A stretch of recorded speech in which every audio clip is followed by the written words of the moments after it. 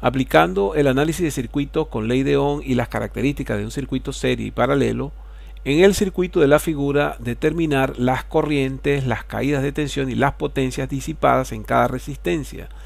Por otra parte, establecer un balance de potencias donde se demuestre que la potencia total que suministra la fuente de poder es igual a la suma de la potencia consumida en cada una de las resistencias del circuito. La fuente de poder tiene un valor de 120 voltios y cada una de las 6 resistencias tienen los valores de ohmios indicados en cada caso, desde R1 hasta R6. Luego identificamos con el punto A el nodo donde se va a derivar la corriente total, luego el nodo B y finalmente el nodo C donde se vuelven a unificar las corrientes. La corriente I1 será la corriente total o la corriente que sale de la fuente, pero también es la corriente que pasa por R1. Y dicha corriente al llegar al nodo A se va a ramificar en la corriente I2 y en la corriente I5. Por otro lado, la corriente I2 cuando llega al nodo B se ramifica en la corriente I3 y la corriente I4. Es importante destacar acá que la corriente I6 es la misma I5, ya que entre R5 y R6 no hay ningún nodo que derive a la corriente I5. Luego, con los signos positivos y negativos podemos identificar entonces las caídas de tensión en cada una de las resistencias, en las que los positivos representan el punto de entrada de la corriente en la resistencia y los negativos representan el punto de salida. Ahora vemos la transformación del circuito número 1 a este nuevo circuito en el cual en vez de 6 hay 4 resistencias. Se mantienen de acuerdo al circuito original el valor de la fuente de 120 voltios, la corriente I1 y la resistencia R1 con su respectiva caída de tensión. Por otra parte también se mantiene la corriente I2, la corriente I5 que es la misma I6 y el valor de R2 con su respectiva caída de tensión. Pero podemos observar entonces que las resistencias R3 y R4 se fusionaron en una resistencia equivalente identificada como R34, cuyo valor fue obtenido por la solución de un par de resistencias en paralelo en la que se multiplican sus valores y se divide entre la suma de los mismos. En este caso particular, R34 resultaría del producto de 80 por 80 dividido entre 80 más 80, es decir, 40 ohmios.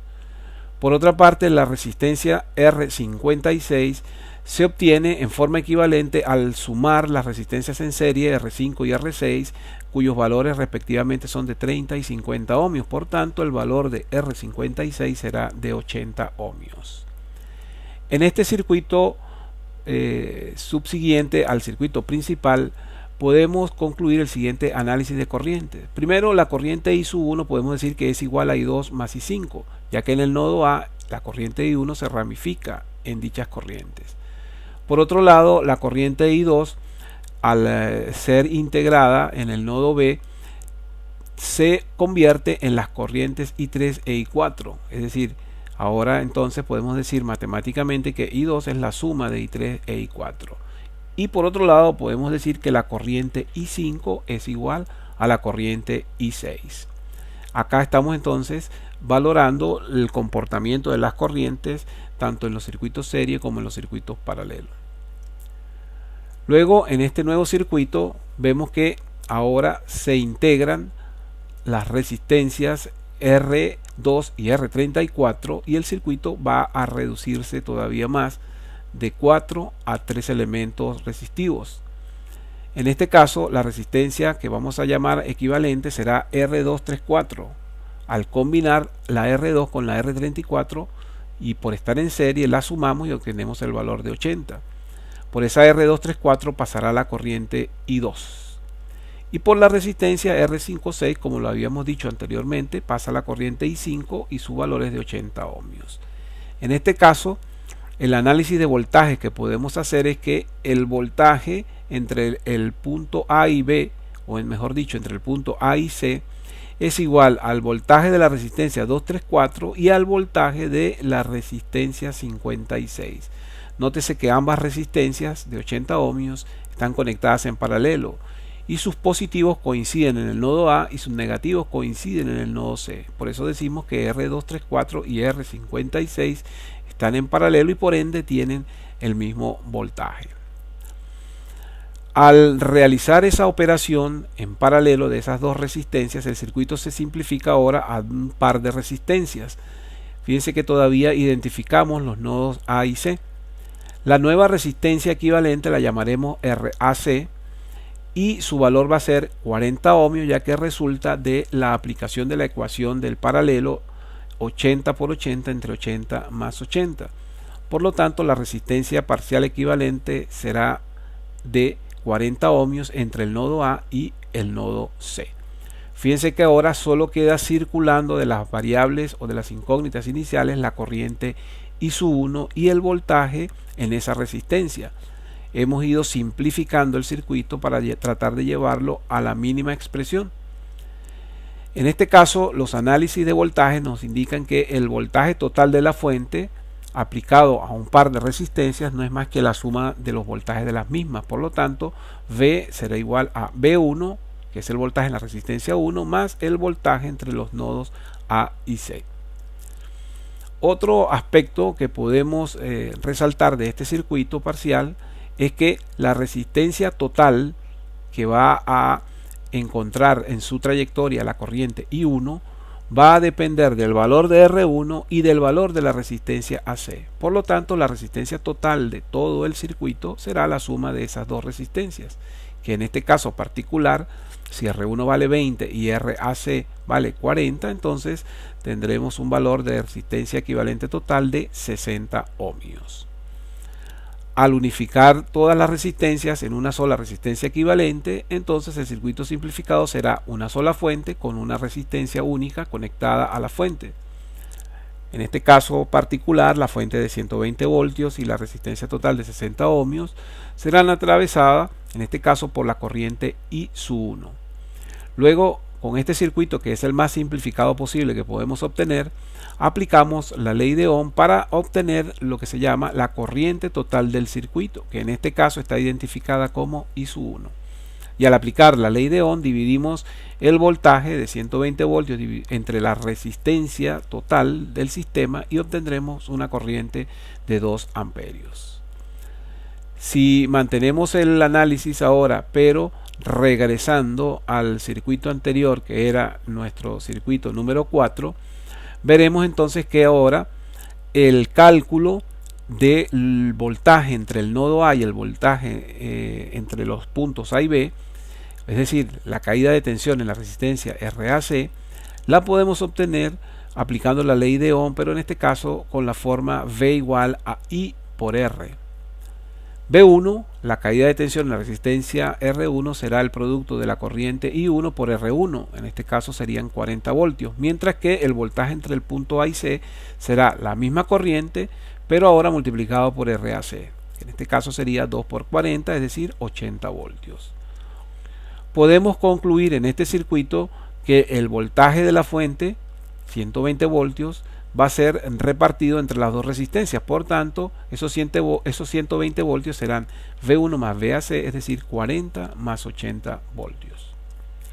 Si regresamos ahora al circuito 3, en el que se observa que aplicando la ley de Ohm de la forma I igual a V sobre R, podremos obtener las corrientes que nos faltan en el análisis, en este caso las corrientes I2, C y 5. Esas corrientes van a depender, como se observa en la figura, del voltaje entre el nodo A y C. Fíjense que entre el nodo A y C está la resistencia 234, que es atravesada por I2, y la resistencia R56, que es atravesada por I5. Como ya conocemos el valor de VAC calculado en el paso anterior, aplicamos nuevamente la ley de Ohm. I2 es igual a VAC entre la resistencia 234, es decir, en este caso nos da 1 ampere. Y por otro lado, I5 es los 80 voltios de RAC dividido entre la resistencia 56, que en este caso también es de 80 ohmios. En este caso particular, las dos corrientes tienen el mismo valor, pero porque ambas resistencias, tanto la que es atravesada por I2 como la que es atravesada por I5, tienen el mismo valor. Pero esto no siempre es así. Otro aspecto que podemos concluir acá entonces es que si habíamos dicho anteriormente que I5 e I6 eran iguales, pues indirectamente entonces el valor de I6 también será de 1 amperio. Otro aspecto entonces que podemos observar es que se cumple que la corriente I sub 1 es igual a la suma de I2 más I5, es decir, 1 amperio de I2 más 1 amperio de I5 es igual a los 2 amperios a los que equivale el valor de la corriente I sub 1. Regresamos ahora al circuito 2, en el que se observa que aplicando la ley de Ohm de la forma V igual a I por R, se calculan los voltajes en R2 y también en R34, que por ser la resistencia equivalente en paralelo de R3 y R4, indirectamente nos va a permitir obtener los valores de voltajes en R3 y R4. Fíjense allí que en la figura la corriente I sub 2 atraviesa a R2 y también atraviesa a R34.